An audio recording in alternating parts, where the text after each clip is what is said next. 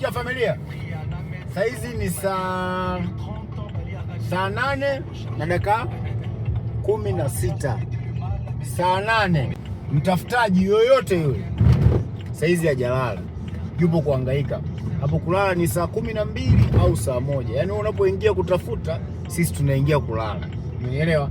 Sasa saizi kuna sehemu napita, nipo kwenye safari zangu, kuna sehemu naenda kuhangaikia maokoto. Sijui kama unanielewa. Kuna sehemu napita.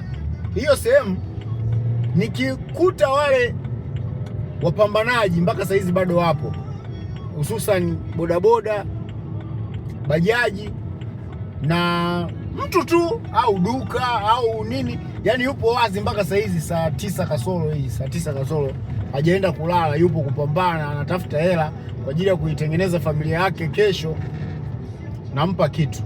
Kwa hiyo subiri tuone, je, tutawakuta?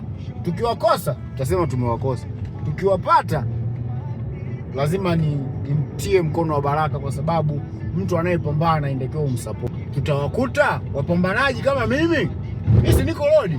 Je, nataka niwaone na wenzetu na wenzangu watakuwa road?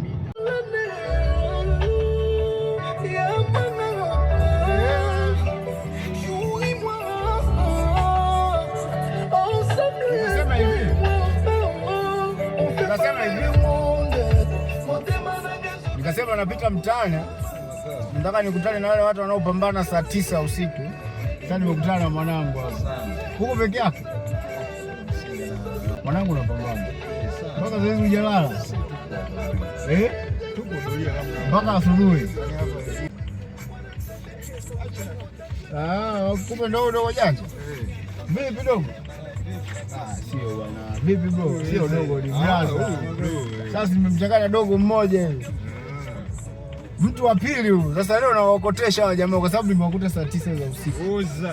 Ila ingekuwa ni mchana ningepita tu masaa ya mbele. Au unasemaje? Mpaka asubuhi unataka upate shilingi ngapi? Mpaka asubuhi unataka upate shilingi ngapi? Sogea. Kwa mpaka asubuhi unataka upate 30,000. Ukiingiza 30,000 unaenda kulala. Unaendelea kupambana. Familia shida ni shilingi ngapi? Hela nyingi sana, sema ndio hivyo. Na shida na hela nyingi, naona nikuta niko hapa. Kuna mwanangu huyu bodaboda amesema mpaka asubuhi ana shida na 30,000. Shika hiyo Aishi. Hizo ndo baraka za kukesha usiku. Bwana mpe bwana.